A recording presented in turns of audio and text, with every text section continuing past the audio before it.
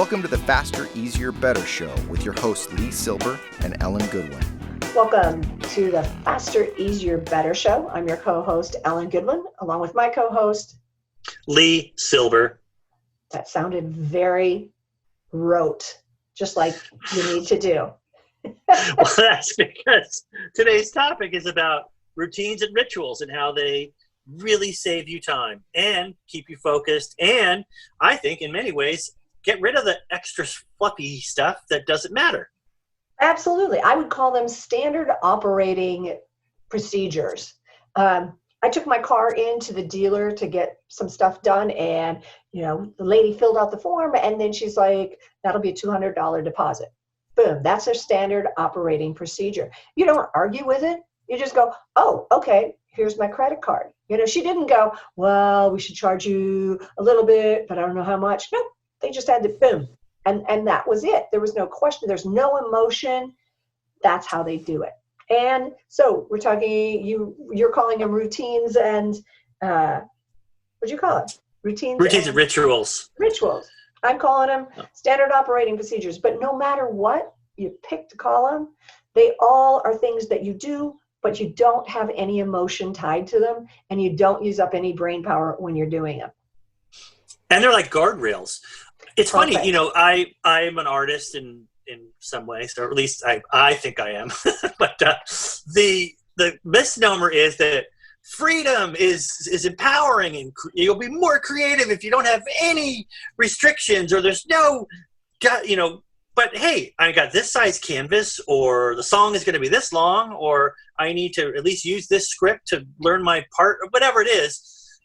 Those help us to be more creative because it's Absolutely. Guidelines.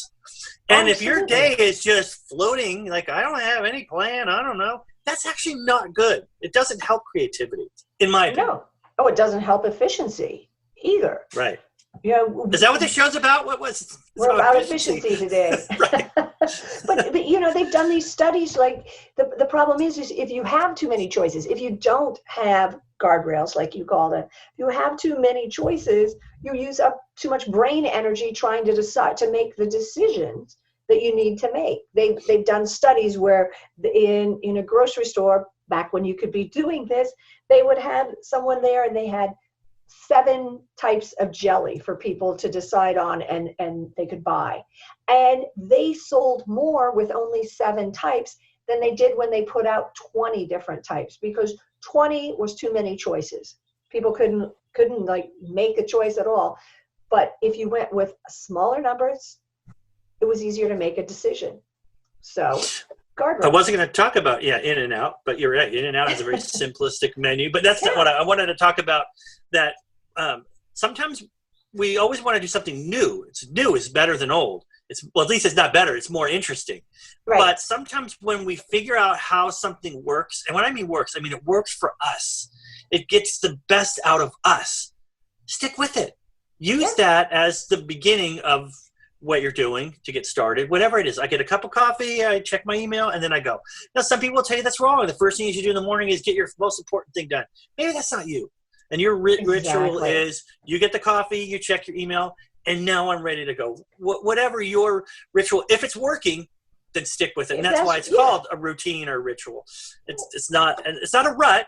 It's just a way of knowing how you best work and just using that to at least start your day and end your day. In the middle, things will go crazy. I get it. But if we have a ritual of how at the end of the day, we figure out what we're going to do for the next day. Maybe we cook get our breakfast ready, get the coffee maker ready, we get our outfit out, less decisions in the morning, whatever, those rituals that get you going and get you starting and ending with some guardrails and some, tight, what's the word? Help me out here. You know what I'm trying to say, but I can't say it. I know what I want to say, but the word, thank you. Thank you, gosh. What would I do without you? Thank you so much. Structure. You're looking for structure. And that's, going back, I'm calling it standard operating procedures, rituals, routines. Again, you're not having to think about what you're doing. It's just the standard procedure. So you get into things and you get started, especially like you're talking about in the morning. Get your cup of coffee, you sit down. You're not processing. You're not thinking, oh, Should I get a cup of coffee? Should I go for a walk? Nope. You already know. Boom, boom, boom. And you know what to do. So putting some standard operating procedures into your life, it's going to remove the need for emotion. It's going to keep you on track. It's going to give you guardrails. I could tell by the tone of voice that you were ending, but I'm not done yet. Oh, you're not done. Keep going. One thing, as a baseball coach, I thought it'd be more interesting to start each game with a different way of warming up, So that way I had to be there instructing them. Okay, we're going to do this. Now we're going to do that. So as a manager, it took me away from other things that I could be doing. Then last year, I coached with a guy who was a minor league manager, played professional baseball. He's like, you know what? You got to give the kids the structured routine. They can do it on their own. They don't need you. They do this, this, this, and this. And I'm telling you, we had a great season. The kids, they'd show up, they knew exactly what to do, and they did it. Now, I thought that would be boring, but they found fun within the routine. Meaning they knew what there was fun. They did some fun things but they knew what they did. This, and this, and it was so.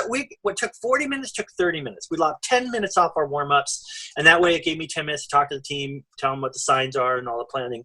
And I think that's true in a lot of areas of life. Is sometimes the routines shorten the time it takes to do something. I couldn't have said it better. I bet you could, but thanks for saying that. Well, here's a routine that we have started because we've been bad about it, and that is asking you to send us any questions that you have about efficiency and productivity. And we'd love for you to like, review, and subscribe to our podcast. So on that note, thanks for listening. Be back with us again next week for another episode of the Faster, Easier, Better Show.